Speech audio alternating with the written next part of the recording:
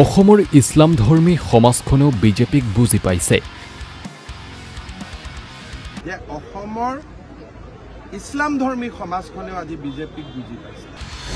চামুগুৰিৰ নিৰ্বাচনৰ ফলাফলে এয়া প্ৰমাণ কৰিছে। চামুগুৰিৰ ইলেকশ্যনৰ ৰিজাল্টে কি প্ৰমাণ কৰে? এয়া আমাৰ বাবে গৌৰৱৰ কথা। যে সকলোৱে বুজি পাইছে যে এওঁলোকে ভালৰ লগত ভালেই থাকিব আৰু ভালৰ লগত কোনো অসুবিধা নাই। আমাৰ অসুবিধা ভুৱা সাংবাদিক, ড্ৰাগছ বেপাৰী। আমাৰ অসুবিধা কাৰ লগত? ভুৱা সাংবাদিক। আমাৰ অসুবিধা কাৰ লগত? ড্ৰাগছ বেপাৰী। আমাৰ অসুবিধা কাৰ লগত? কোনোবাই মাটি দখল কৰে, কোনোবাই আমাৰ ছোৱালীক লাভ জেহাদ কৰে, তেতিয়াহে আমাৰ অসুবিধা। মই ট্ৰেণ্ডৰ লগত থাকিব বিচাৰো।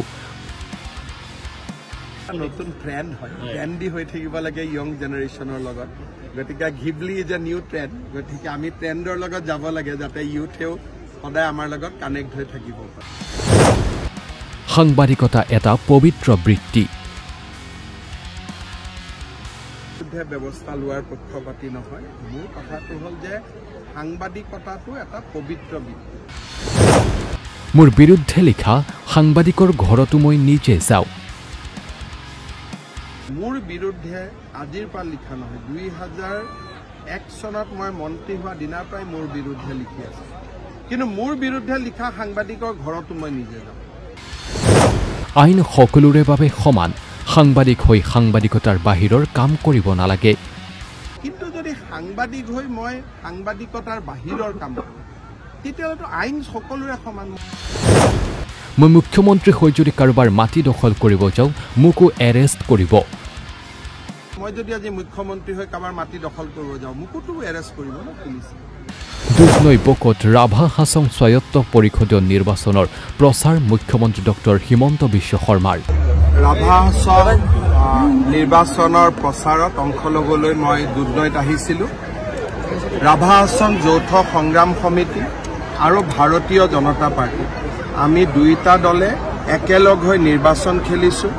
প্ৰথমবাৰৰ বাবে ৰাভা হাছং যৌথ সংগ্ৰাম সমিতি, ভাৰতীয় জনতা পাৰ্টীয়ে নিৰ্বাচনত সুন্দৰভাৱে অৱতীৰ্ণ হৈছে।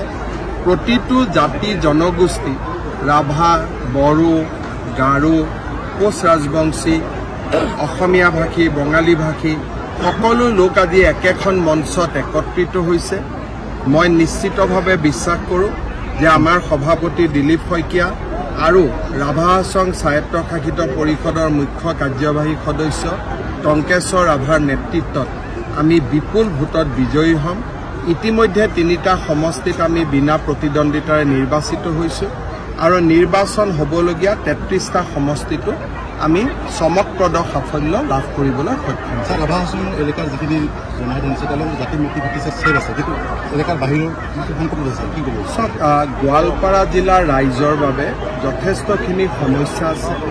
ইয়াৰ ফৰেষ্ট, ইয়াৰ ৱেটলেণ্ড বিভিন্ন ব্যক্তিয়ে আহি দখল কৰিছে আৰু আমাৰ জনজাতীয় থলুৱা লোকৰ অধিকাৰ বহুখিনি কাঢ়ি লৈ যোৱা হৈছে।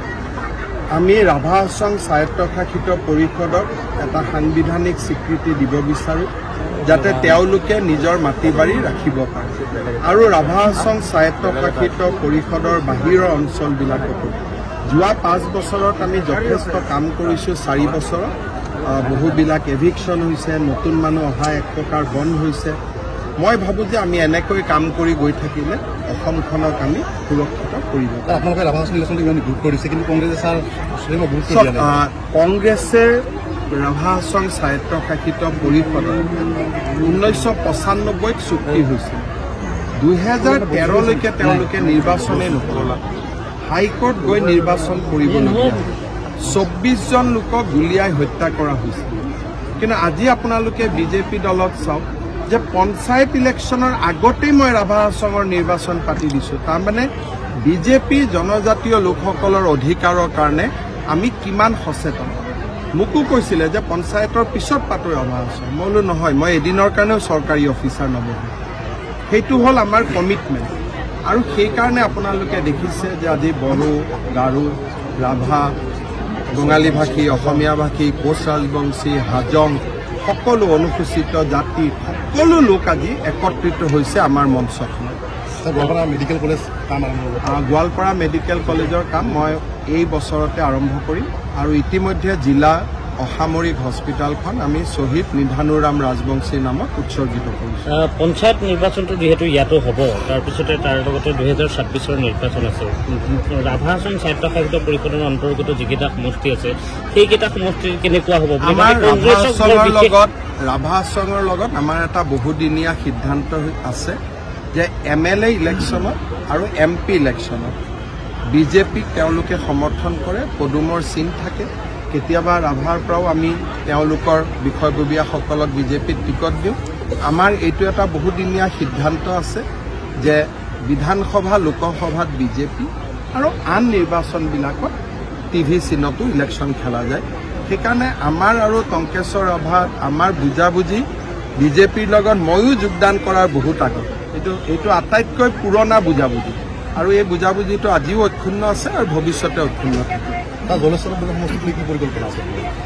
লাহে লাহে চব প্ৰথমতে ইয়াত এটাও নাছিলে, এতিয়াতো বকো এক প্ৰকাৰ উদ্ধাৰ হ'ল, পশ্চিম গোৱালপাৰা উদ্ধাৰ হ'ল, দুধনৈ সুৰক্ষিত হ'ল। গতিকে এজন মানুহে যিমান কোবাব পাৰি সিমানে কোবাব পাৰিম। গতিকে 4 বছৰত যিমান কৰিব পাৰি সিমান কৰিছোঁ।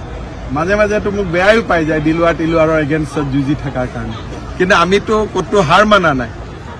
য'তে ক'ৰবাত দিলুৱাৰ পাইছোঁ, ক'ৰবাত কিবা পাইছোঁ, যোনে বেয়া কাম কৰিছে সমালোচনাৰ মাজতো আমি আমাৰ কাম কৰি গৈ আছোঁ। ক'তো জিৰণি লোৱাই নাই যাতে জাতি মাটি ভেটি সুৰক্ষিত আমি কৰিব পাৰোঁ। কিন্তু এইটো ঠিক আজি আমাৰ বাবে আটাইতকৈ আনন্দিতৰ কথা যে অসমৰ ইছলাম ধৰ্মী সমাজখনেও আজি বিজেপিক বুজি পাইছে। চামুগুৰিৰ ইলেকশ্যনৰ ৰিজাল্টে কি প্ৰমাণ কৰে যে সকলোৱে বুজি পাইছে যে এওঁলোকে ভালৰ লগত ভালেই থাকিব আৰু ভালৰ লগত কোনো অসুবিধা নাই। আমাৰ অসুবিধা কাৰ লগত? ভুৱা সাংবাদিক। আমাৰ অসুবিধা কাৰ লগত? ড্ৰাগছ বেপাৰী। আমাৰ অসুবিধা কাৰ লগত? কোনোবাই মাটি দখল কৰে, কোনোবাই আমাৰ ছোৱালীক লাভ জেহাদ কৰে, তেতিয়াহে আমাৰ অসুবিধা।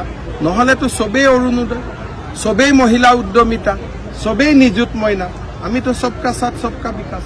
অখিল গগৈয়ে আজি তেওঁ সংবাদমেল দিছে আৰু অৰুণোদয়ৰ কথা কৈছে যে অৰুণোদয়ত কিছুমান পাবলগীয়া মানুহে নাই পোৱা। প্ৰথম এইটোৱে যে মই অখিল গগৈ ডাঙৰীয়াক ধন্যবাদ জনাইছোঁ যে তেওঁ অৰুণোদয় আঁচনিটো সমৰ্থন কৰিছে আৰু যিসকল দুখীয়া মানুহে পোৱা নাই তালিকাখন দিলে হ'ল। আজি ঘিবলি ষ্টুডিঅ' বুলি সকলোৱে আপোনালোকে ব্যৱহাৰ কৰিছে। এটা নতুন ট্ৰেণ্ড হয়, ট্ৰেণ্ডি হৈ থাকিব লাগে য়ং জেনেৰেশ্যনৰ লগত। গতিকে Ghibli is a new trend. গতিকে আমি ট্ৰেণ্ডৰ লগত যাব লাগে যাতে ইউথেও সদায় আমাৰ লগত কানেক্ট হৈ থাকিব পাৰে। চাওক, মই কাৰো বিৰুদ্ধে ব্যৱস্থা লোৱাৰ পক্ষপাতি নহয়। মোৰ কথাটো হ'ল যে সাংবাদিকতাটো এটা পবিত্ৰ বৃত্তি, ইয়াৰ লগত মিক্স হ'ব নালাগে, ইমানেই কথা, বাকীটো একো কথা নাই। যদি আমি সকলোৱে নিজৰ নিজৰ দায়িত্ব পালন কৰোঁ, মোৰ বিৰুদ্ধে আজিৰ পৰা লিখা নহয়, 2001 চনত মই মন্ত্ৰী হোৱা দিনাৰ পৰাই মোৰ বিৰুদ্ধে লিখি আছোঁ। কিন্তু মোৰ বিৰুদ্ধে লিখা সাংবাদিকৰ ঘৰতো মই নিজে যাওঁ। বেমাৰ আজাৰ হ'লে তেওঁলোকৰ লগত থাকোঁ, ঘৰৰ বিপদ হ'লে তেওঁলোকৰ লগত থাকিব চেষ্টা কৰোঁ। কিন্তু যদি সাংবাদিক হৈ মই সাংবাদিকতাৰ বাহিৰৰ কাম কৰোঁ তেতিয়াহ'লেতো আইন সকলোৰে সমান। মই যদি আজি মুখ্যমন্ত্ৰী হৈ কাৰোবাৰ মাটি দখল কৰিব যাওঁ মোকোতো এৰেষ্ট কৰিব ন পুলিচে। গতিকে আইন সকলোৰে ক্ষেত্ৰত সমান। কিন্তু মই এইটো কথা বিশ্বাস কৰোঁ যে বিজেপি এটা চৰকাৰ যোনে আমাৰ এগেইনষ্টত ইমান লিখে, আমিতো কাকো একো নকওঁ। আমাৰ এগেইনষ্টত লিখা মানুহজনকো লগ পালে হাঁহি মাৰি মাত দিওঁ, হয় নে? এতিয়া আপোনালোকৰ ভিতৰত কিমানে হয়তো মোৰ এগেইনষ্টতে গৈ আজি লিখিব, মইতো কেতিয়াও এটাও টান শব্দ নকওঁ। News desk report, A News 24/7।